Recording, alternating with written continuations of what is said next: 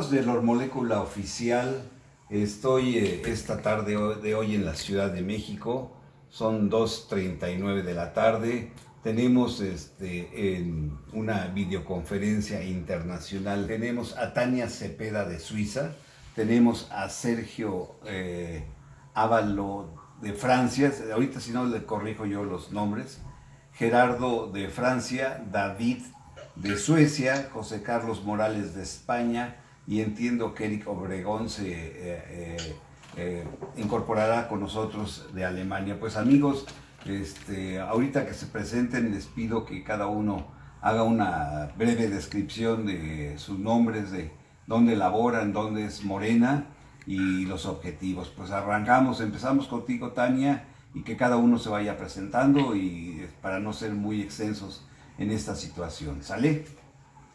Sale, pues muchas gracias, Carlos. Yo soy Tania Cepeda, estoy en la ciudad de Basilea, en Suiza, y desde aquí tenemos el comité de Morena de un año. Hay muchísima gente apoyando la parte del movimiento desde el 2006. Yo llevo aquí ya 8 años y bueno, nos da mucho gusto que nos estén escuchando y gracias a ti, Carlos, por darnos el foro. No, al contrario. ¿Quién sigue? ¿Quién quiere tomar la palabra en segundo lugar? Hola, Sergio Ábalos. Yo radico en París, Francia, y aquí formamos el Comité Morena Francia desde finales de 2011. De hecho, fue el primer comité y hemos estado muy activos tanto durante las campañas de 2012 y 2018 como en el transcurso de los años. Tenemos un programa de radio que pasa en Radio AMLO y que se llama La Bastilla Mexicana y que ha permanecido activo ininterrumpidamente durante 7 años. Trabajamos mucho tanto con la comunidad mexicana en Francia como con nuestros contactos en México. Hola, muy buenas noches, Carlos. Yo soy Gerardo Perfors, soy maestro en mediación intercultural y ahora estoy realizando mis estudios de doctorado en la Sorbona, en París. Trabajo el tema de migración y discriminación y he estado con Morena desde hace varios años, igual en el programa de La Bastilla. Y esta noche me gustaría mucho compartirles un caso bastante urgente que ojalá pueda llevar a la mañanera, que concierne a varias decenas de doctorandos del CONACYT en el extranjero que están siendo abandonados por la institución que está rechazando financiar el 4.º año de su doctorado, que ya le explicaría si hay la oportunidad más adelante, pero es bastante normal hacer un 4.º año del doctorado y ahora a partir de la nueva administración se ha decidido negar esta oportunidad muy drásticamente y dejando a varias decenas de jóvenes investigadores en una situación muy difícil. Claro que sí, Gerardo, lo tomo yo en consideración y ahorita tocamos más ese tema. Bueno, en cuarto lugar, ¿quién tomaría la palabra para presentarse? Hola, ¿qué tal? Mi nombre es David Montaño. Yo vivo en la ciudad de Borås, Suecia. Nuestro comité es un comité de nueva formación, tenemos apenas un par de meses. Estamos incorporándonos a los trabajos del resto de los comités. Y bueno, nosotros somos un grupo de mexicanos que nos hemos encontrado acá en Suecia con la preocupación de ver pues mucha desinformación en las redes. Nosotros estamos siempre muy al pendiente de lo que pasa en México y nos ha preocupado la cantidad de desinformación, la cantidad de fake news, etcétera, que encontramos. Y nos preocupa también que en este país haya esa imagen de México, por lo que estamos tratando ahora es pues de conocer un poco aquí cómo es la situación política y también poder compartir con ellos de viva voz cómo es que realmente creemos nosotros que se están dando las cosas y bueno, apoyar, ¿no? Con lo que podamos a los trabajos del comité. ¿Qué tal? Un saludo. Mi nombre es José Carlos Morales, soy el representante portavoz del Comité de Morena en España. Somos el comité más joven de todos los comités europeos. Nosotros nos aglutinamos y nos constituimos a mediados finales del año anterior. Y Nuestro objetivo, nosotros tenemos varios objetivos. Uno de ellos es, en primer lugar, señalar la relación inevitable, a veces gloriosa y a veces problemática, entre México y España, y particularmente indicar ciertas relaciones perniciosas que siguen existiendo entre representantes políticos de administraciones anteriores y ciertos intereses españoles, turbios a veces, o a veces no muy aconsejables.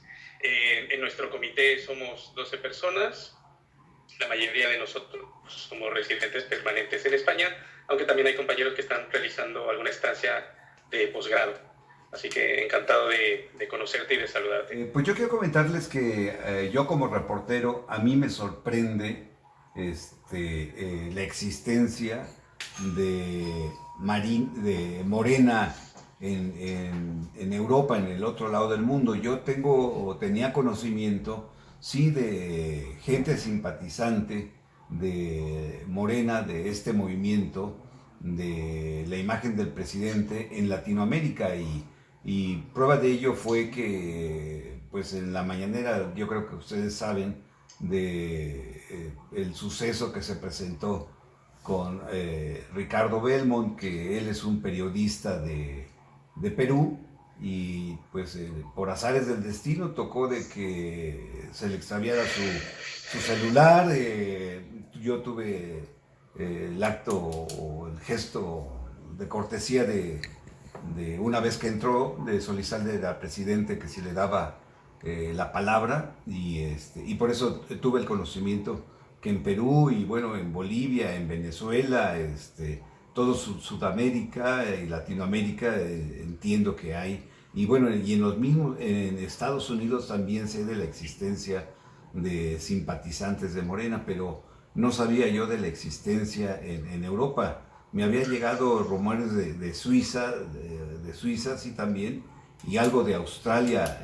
Dije, bueno, pues como ahorita todo es global y gracias a las benditas redes sociales, pues es más fácil tener comunicación. Pero yo quisiera preguntarles, a ver, díganme, ¿cuánta gente en Europa, en estos países que es Suiza, Francia, Alemania, hay, para que en México sepamos de qué movimiento, de cuánta gente estamos hablando que simpatiza con el movimiento? Mira, Carlos, yo creo que esta organización de Morena Exterior es un poco el legado del movimiento. La primera zona que se registra con comités es Estados Unidos, pues imagínate la cantidad de mexicanos que hay allá. Ahí están mucho más organizados. Te cuento que para formar un comité se necesitan 5 personas. Uh-huh. Entonces multiplica, todos los comités por lo menos tendrían que tener 5 personas. En Europa, voy a tomar mi papelito aquí que escribir porque si no se me olvida algún país. Estamos presentes en Suecia, Suiza, Francia, España, Alemania, Italia, Inglaterra, Grecia, Austria, República Checa, Polonia. Todos estos países tienen una estructura pequeña que funciona pues de manera independiente de los demás, sin embargo formamos parte de un todo. Estamos también organizados que la primera asamblea que se hizo en Morena Europa se efectuó aquí en Basilea y vino el doctor Héctor Vasconcelos. Uh-huh. Sabrás que Morena tiene de hecho un secretario de Mexicanos en el exterior. Sí. El primero fue Héctor Vasconcelos, ahora que ya que está haciendo su trabajo como senador, pues tuvo que dejar René Ortiz. Sí. Entonces es una estructura organizada, seguimos los estatutos de Morena. Sin embargo, todavía queda ese legado de movimiento, entonces hay mucha gente que apoya, que no toma un rol organizativamente participativo, sin embargo está muy pendiente de lo que hacemos y se replican los esfuerzos de manera más rápida si estamos todos organizados. Para ponerte un ejemplo, Francia, por ejemplo, tuvo la iniciativa de hacer todo este apoyo global con fotografías en Facebook. Fue idea del Comité Francia, informó y todos replicamos. Por eso podemos ser mucho más efectivos en los apoyos que hacemos, ¿no? Entonces, hay mucho simpatizante, sí, en Europa. Ahora, mi pregunta para algunos de ustedes que la quieran responder. ¿Están afiliados al partido o son simpatizantes? Estamos la mayoría afiliados al partido, sin embargo, pues recibimos también simpatizantes que no sean necesariamente mexicanos y que ayuden a defender ahora la Cuarta Transformación. Una de las cosas que surge de una de las asambleas, te cuento que llevamos 3, una fue aquí en Suiza, la primera en Basilea, la segunda se hizo en París y la tercera se hizo en Italia. Y un poco filosofando entre todos, ¿qué justifica tener un comité en Europa? ¿Qué justifica que nosotros tengamos esta organización y nos podamos decir Morena España, Morena Suecia? Y llegamos a la conclusión de que lo más importante en este momento, que ya llegó Andrés Manuel a la presidencia, es defender la 4T. Te comentaba, David, que el grado de desinformación que hay en México es igual el que hay en Europa. Nosotros aquí en Suiza nos levantamos un día y el periódico decía, ¿no? Por ponerte un ejemplo, el nuevo presidente de México apoya a Maduro. Yo quiero que me digan los otros compañeros de esta conversación si sucede lo mismo, porque ha llegado aquí a México gente que me ha buscado de Costa Rica, de Brasil, y el fenómeno se está registrando así. Yo se los digo como reportero. A mí me platican, oye, los medios tradicionales están manejando que México se está convirtiendo en Venezuela y lo venimos a constatar y vemos que pues no hay escasez de gasolina, si hubo fue por huachicoleo, no hay escasez de alimentos, seguimos nosotros teniendo todos los servicios, pero bueno, pues el presidente está rompiendo estructuras y se están dando inercias y se están generando ese tipo de comunicación contraria. ¿Qué sucede en los otros países? A ver, compañeros, ¿quién me puede hablar? Bueno, si me permiten, me gustaría hablar del caso de España, que es bastante interesante. Como todos sabemos, la prensa española tiene una cobertura bastante amplia en América Latina, puntualmente de lo que pasa en México. La razón es, entre otras cosas, que España tiene muchos intereses en la región y que México también tiene intereses o debería tener intereses en España y por lo tanto en la comunidad europea. El fenómeno que nosotros identificamos desde España es precisamente no tanto el de la imposibilidad de acceder a la información, porque nosotros sabemos que los canales existen, sino sobre todo y particularmente la incapacidad para interpretar de manera correcta lo que está pasando en México. Hubo un caso puntual que en España despertó muchísima animadversión contra López Obrador y en términos generales contra su administración, que fue precisamente la petición, la famosa carta que haría llegar al Papa y al Rey de España pidiéndoles que reconocieran el genocidio que hubo durante el proceso de la conquista, ¿no? Es correcto. Entre la sociedad en general y entre los medios en particular, la reacción fue sumamente virulenta, por la sencilla razón de que no se pudo comprender con precisión qué es lo que había detrás de esa petición, ¿no? Es decir, en términos generales, cuando un periodista español llega a México a cubrir la fuente presidencial, accede a la información de manera directa, pero no conoce el proceso que hay detrás y tampoco conoce el contexto social e histórico que ha dado paso a esta transformación. Entonces, retomando el ejemplo que acabo de mencionar, la interpretación se ajusta a los parámetros locales y a la visión nativa, a la visión peninsular. Ha habido incluso intelectuales muy importantes en España, Arturo Pérez Reverte o Javier Marías, que directamente han reaccionado recurriendo al insulto, diciendo que Andrés Manuel López Obrador es un ignorante o, esta es una cita literal, es un imbécil. Cosa que evidentemente no es así, ¿no? Pero claro, para poder interpretar de manera eficiente esos procesos hay que contar con formación histórica y con conocimiento sociológico y contextual de lo que pasa en México. Yo me atrevería a decir que en términos generales esto se replica en prácticamente la totalidad de Europa, porque los únicos que realmente pueden comprender con eficiencia lo que está pasando en México son quienes han estado en contacto,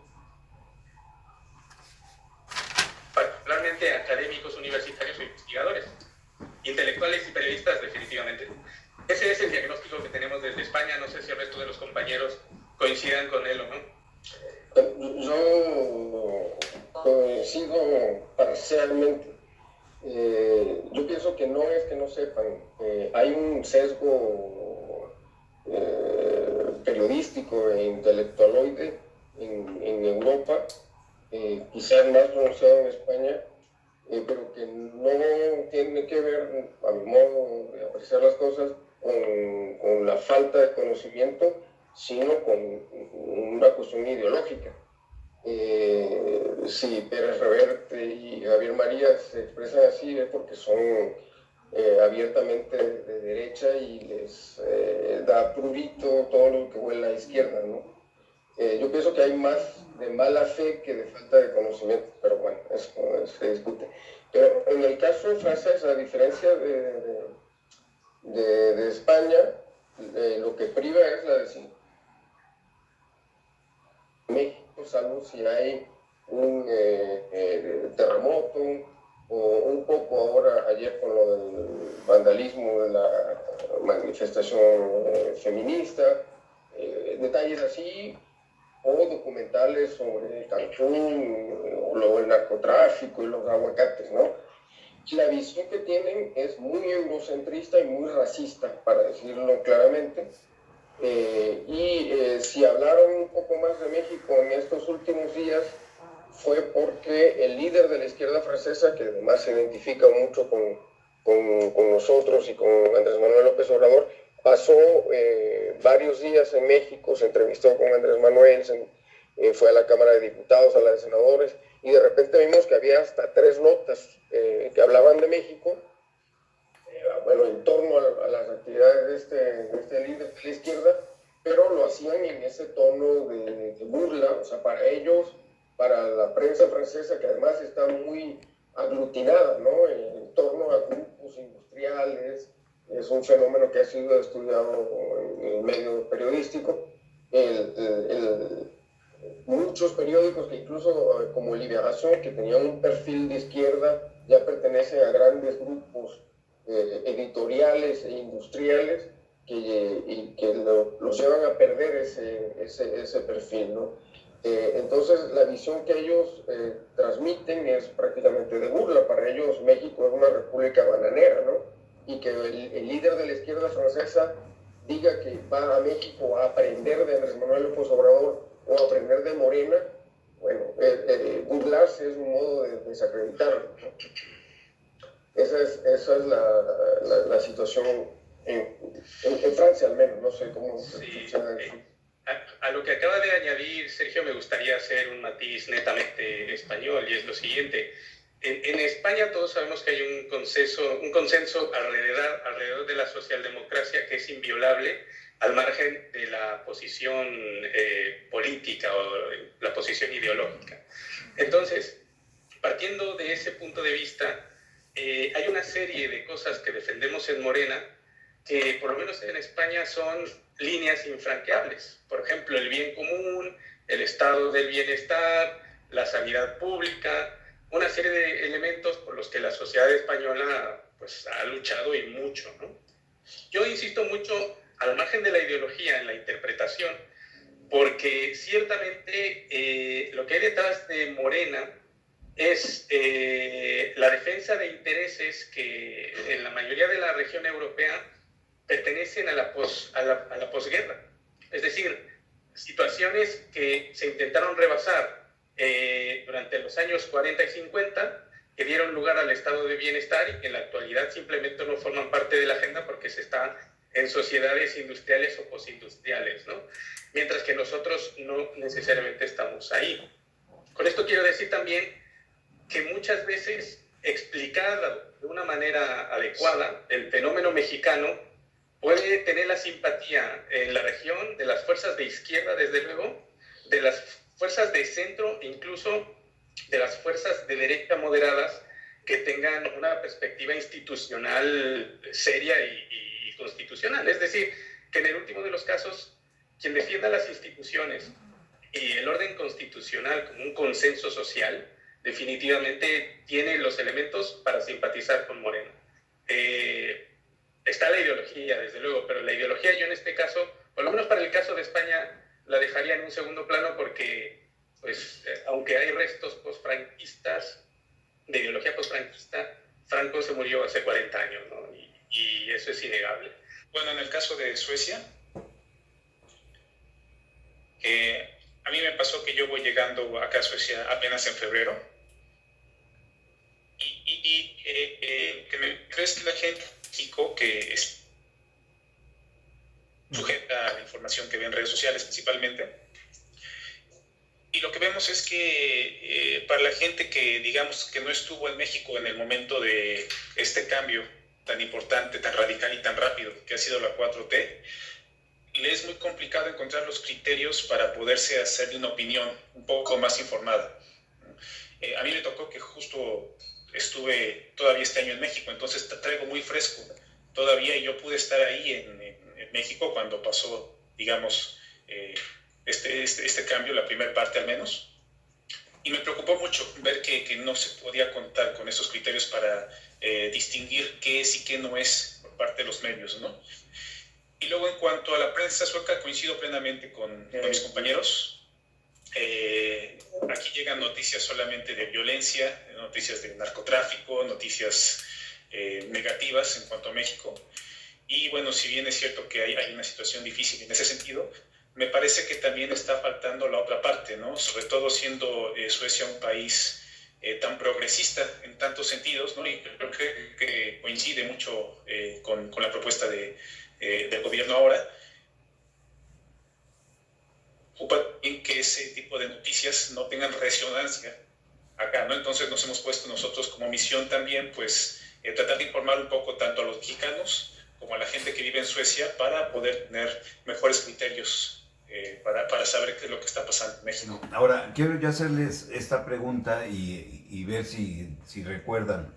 La semana pasada, en la conferencia mañanera, yo le pregunté al presidente de México, ganó la oposición en Argentina, Alberto Fernández.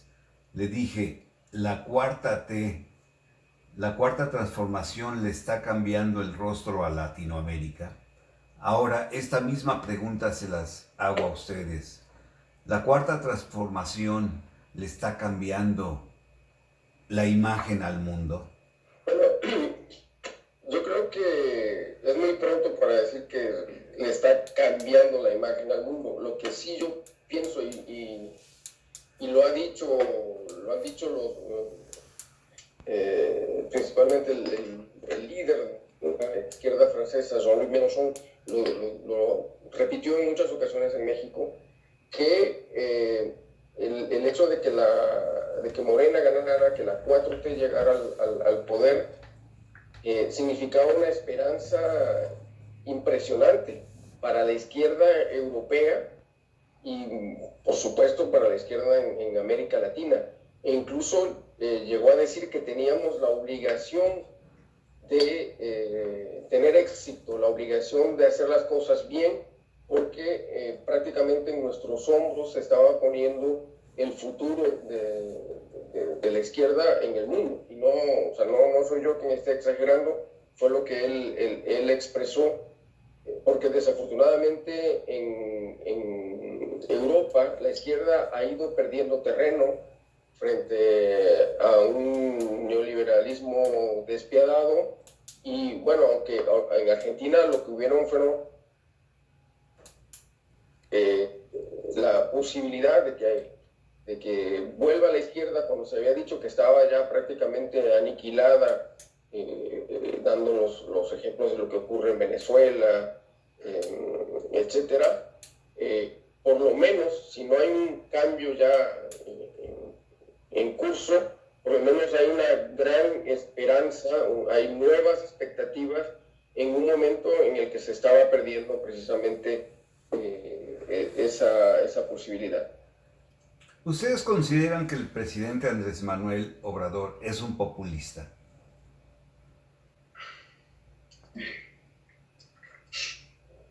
Yo retomaría un poco sus palabras y lo parafrasearía diciendo que si estar del lado del pueblo mexicano es ser populista, que lo añadan y que no.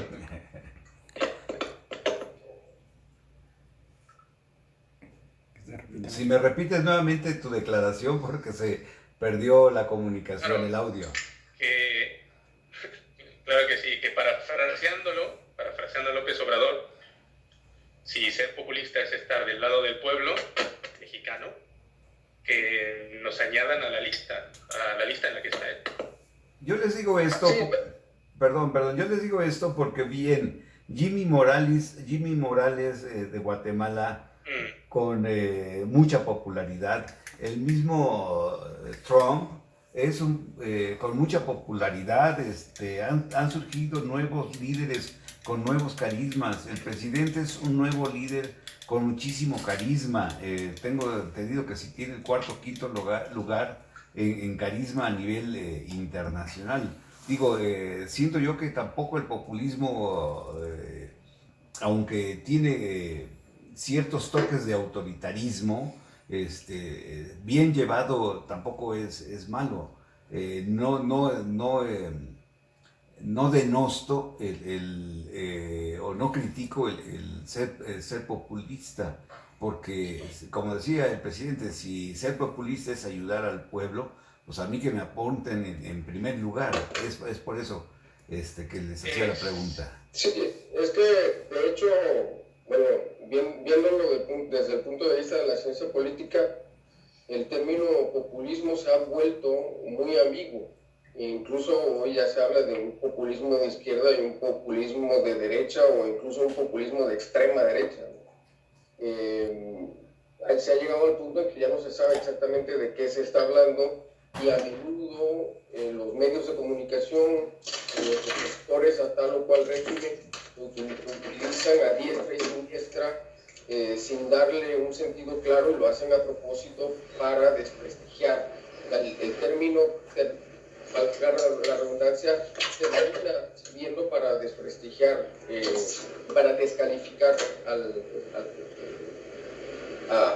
adversario, ¿no? Pero en el sentido de atender antes que nada a las demandas del pueblo, de la sociedad civil, antes que las demandas de la oligarquía, bueno, ¿por qué no? De hecho, la gente de Podemos en España asume, claro, con todo un trabajo teórico detrás, asume perfectamente un populismo de izquierda, ¿no?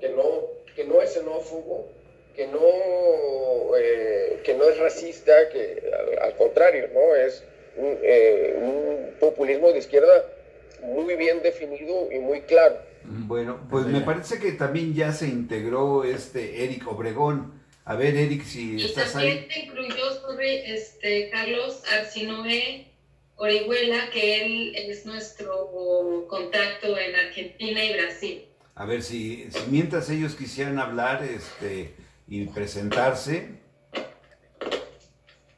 Hola, ¿qué tal? Buenas noches a todos. Buenos días en México. Soy Eric Obregón desde Frankfurt. Entrando un poquito tarde, pero bueno, veo que han avanzado en los temas. Les mando un saludo muy grande a todos. Creo que ya nos conocemos a la mayoría. Y al señor Pozos, pues un saludo también hasta México. Gracias. Hemos estado siguiendo las transmisiones que en Alemania pasan a las 2 de la tarde de Alemania. Es cuando se inician las mañaneras. Ese es el horario aquí en Alemania, que supongo que es el mismo en Francia y en la mayor parte de Europa. Y bueno, pues hemos seguido las transmisiones y claro, por medio de esas transmisiones en las mañanas en México, pues nos vamos enterando del día a día, lo que va aconteciendo y lo que va ocurriendo con la política del día a día. Y pues han sido muy acertadas muchas de las intervenciones del señor Pozos.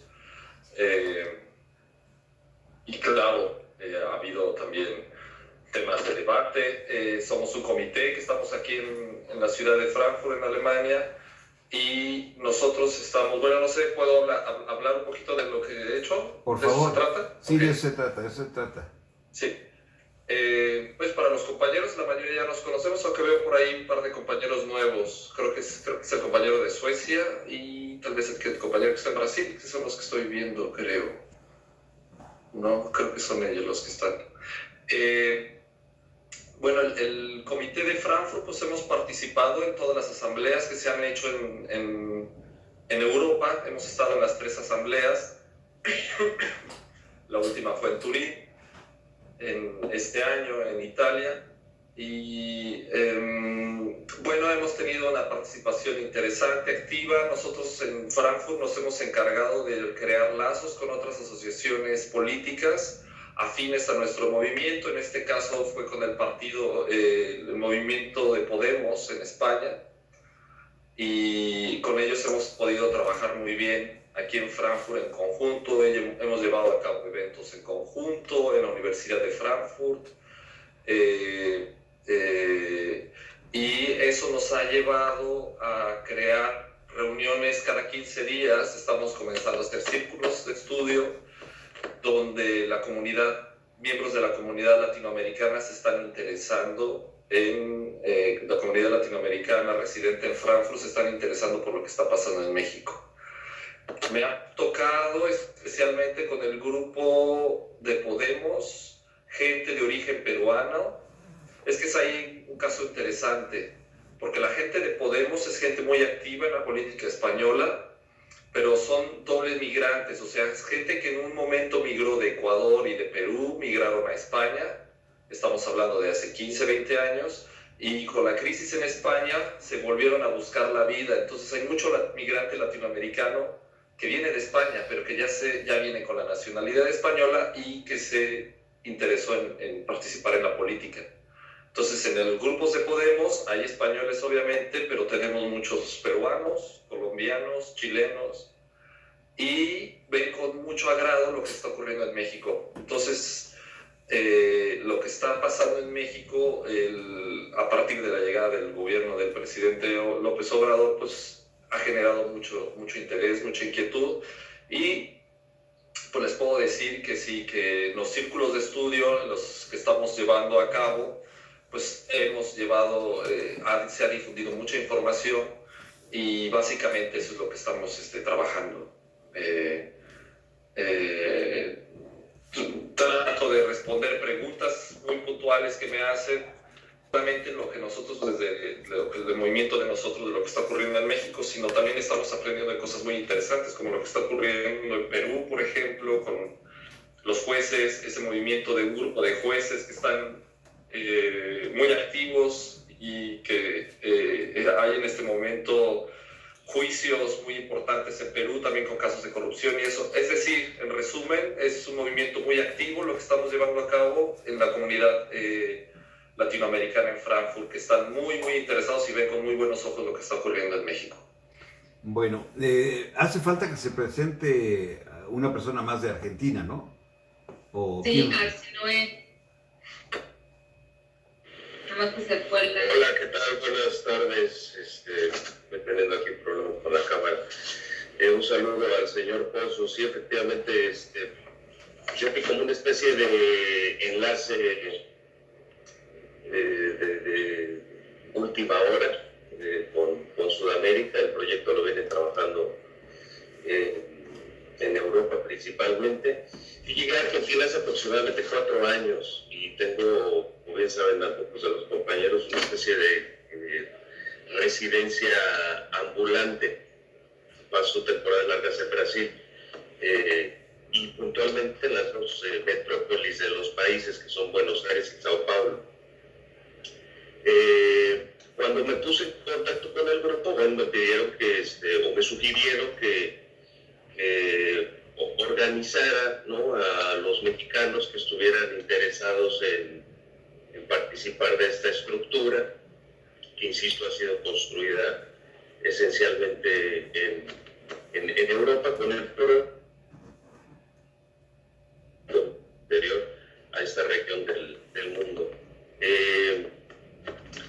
Yo estoy cursando un doctorado en Ciencias Sociales en la Facultad Latinoamericana de Ciencias Sociales, y bueno, pues desde ahí he tenido oportunidad de conocer a algunos colegas y connacionales que siguen con entusiasmo estas transformaciones en nuestro país. Yo quisiera señalar lo que estamos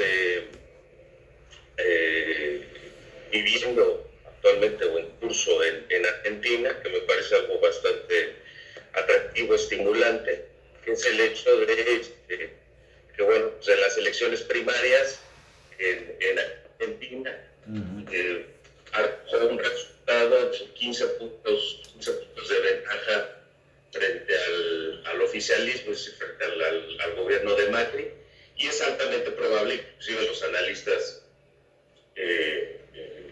más amateurs consiguen llegar a la misma conclusión de que ese resultado es irreversible. Eso significa que básicamente la región se reconfigura y vamos a tener la primera y la segunda economía, es decir, Estados Unidos y Brasil, desde la región, los ultraconservadores, por lo menos por los próximos 5 años. Yo francamente veo difícil que Trump pierda la reelección. Y la tercera y la cuarta economía, que son México y Argentina, ahí está, México y Argentina, con gobiernos de progresistas con dimensión social, ajustando a la propia definición de nuestro hermano Obrador.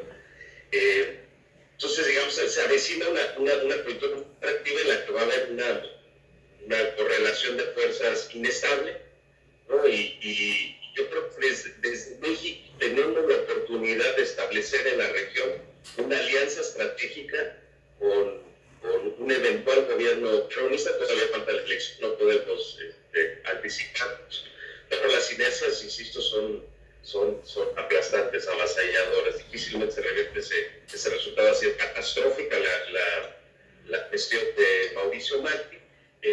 Como dato anecdótico, yo llegué exactamente, el primer punto que en Argentina fue el de que tomó protesta Mauricio Macri. Entonces, a mí me tocó básicamente la descomposición, ¿no? Entonces, desde acá podemos hacer unas aportaciones mexicanas, lo que estaba con Tania. Lo que yo considero que sería una especie de lección del sur, o lecciones del sur. Hemos observado que a estos tibios avances que hemos dado en materia de institucionalización republicana han sido revertidos en un caso muy corto por el asunto de gobiernos conservadores. He platicado con los compañeros en otra oportunidad si hay alguna acción o objetivo que me he planteado desde acá del FUR, es trabajar para que en México no se conserve una restauración conservadora. La situación puede ser mucho peor de lo que ya hemos vivido en México. Yo digo a veces hasta de toma que el tronco acecha, ¿no? Las ideas disparatadas del tronco, digamos, las ideas que comenzaron a germinar en Brasil, en Argentina, durante la gestión de los gobiernos progresistas, inclusive desde la oposición como el propio oficialismo en esta época, veíamos francamente difícil que esas alternativas políticas pudieran ascender al poder, y al final, pues desgraciadamente, se presentó de los escenarios, ¿no? Tenemos a Bolsonaro, este club impresentable, y a Macri, que es no con conocimiento de causa, un ladrón de cola muy larga, ¿no? Tan difícil, vamos a continuar en la historia de Latinoamérica una persona que haya conseguido con primero de la edad república. impulsa al Fondo Monetario Internacional para que le presten la mayor cantidad que está prestado en la historia del fondo a un país que fuera alrededor de 7 mil millones de dólares, ¿no? Por eso que algunos dicen que el FMI es una especie de departamento del gobierno de Estados Unidos. No tiene ninguna autonomía frente a esa concentración de poder. Entonces, evidentemente, ese eje, podremos llamar coloquialmente el mal, pierde por la propia Mauricio Macri en Argentina. Ahora, lo que me cuentan, yo en ese momento estoy en Argentina por un problema de salud de mi padre, tuve que salir del país. Pero pues básicamente cuenta que Macri ha pisado la consigna y la instrucción de que se deje caer la economía hasta el colapso.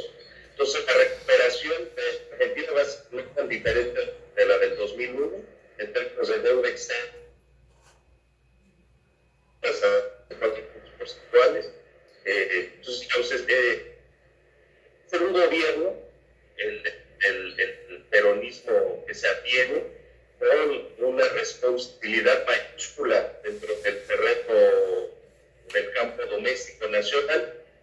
Aquí es tan difícil como la de Andrés Manuel López Obrador, que encuentra un país destruido, humillado, y la conexión o bien el involucramiento en la arena internacional ve seriamente, sensiblemente afectado por esas condiciones domésticas. Entonces, creo que desde Argentina, sería una propuesta de aquí en adelante, podríamos establecer sería nuestra responsabilidad, digamos, desde la estructura de Morena Exterior, tratar de establecer una conexión más íntima y desde allí tratar de construir un frente contra el ascenso de los ultraconservadores. Yo a modo de crítica de nuestro gobierno, si lo digo, tiene pocas perspectivas internacionalistas. Creo que lo que quisiéramos en Morena Exterior es justamente introducir ese renglón, tenga mucho más presencia. Lo que vemos es que nuestros gobiernos con difusión social no se sostienen cuando esas gestiones rebasan los confines de sus fronteras nacionales. Es fundamental una alianza estratégica con los países de la región y con los países, evidentemente, cuyos gobiernos pueden tener alguna simpatía, como comentan los compañeros en España, el partido de Podemos, en fin, con el resto del mundo. Entonces, la misma que nos estamos planteando. Tenemos una estructura bastante incipiente en Argentina, pero con el propósito de extenderla, de hacerla crecer y de llevar ese mismo proyecto, insisto, de Morena Exterior, así cuando se presenten las oportunidades y aquí, establecer o tejer algunas alianzas, conexiones, por ejemplo, con el Partido de Trabajo, con otros partidos con los que sabemos que no es el término ideológico del programa Morena tiene correspondencia o afinidad. Okay. De allí de mi intervención y otra vez un saludo al pozo. Gracias. A ver, desgraciadamente ya llevamos más de 45 minutos, el tiempo se va rápido. Yo quiero agradecerles a cada uno de los integrantes de este chat.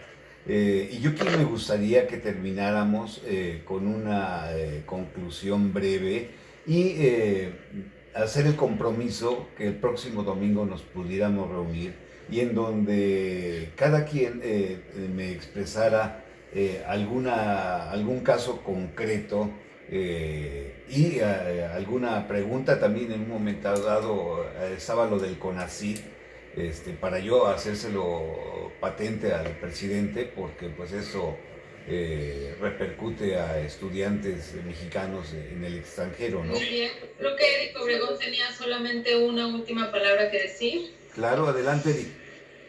Sí, gracias. Sí, bueno, yo hacía diferencia de lo que comentó por ahí uno de los compañeros, rápidamente, en un minuto lo digo. Yo creo que aquí en el caso del Comité de Frankfurt y lo que yo he visto en las reuniones que hemos hecho, en las asambleas en Europa, sí está llegando la 4T. O sea, no deberíamos de plantear nuestros problemas personales hacia decir si el movimiento está avanzando o no. El hecho de que nos estemos presentando como comités y estemos representando a un partido político y haya gente que esté asistiendo a nuestros eventos, en el caso de Frankfurt, que están viniendo a nuestros eventos, nosotros anunciándonos como Morena, Comité de Frankfurt, y en la comunidad latinoamericana ya interpretan eso, que es el partido que tiene que ver con Andrés Manuel López Obrador y lo que está ocurriendo en México, y la gente está viniendo a nuestros eventos y están participando y están dispuestos a compartir lo que está ocurriendo, a escuchar lo que está ocurriendo en México y compartir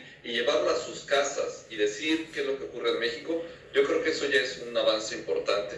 O sea, se está poniendo nuevamente en el mapa mental, en el mapa físico y en el mapa mental lo que está ocurriendo en México, y se está tomando como una referencia para poder esas personas hablar con la gente en sus países y tratar de aprender, entender qué es lo que está ocurriendo en México, y tratar también de esa experiencia que está ocurriendo en México, tratar de llevar algo a sus países y tratar de también mejorar o buscar por medio de participación política y todo, mejores condiciones de vida en sus países. En el caso de Frankfurt, yo sí me atrevería a decir que aquí la 4T sí está llegando, nos ha abierto puertas para llevar a cabo eventos, no solo con Podemos, estamos también con el partido político de izquierda de Alemania que se llama Die Linke. Ellos están muy interesados en lo que está ocurriendo en México, y evento que organizan, para ellos es importante que esté presente Morena.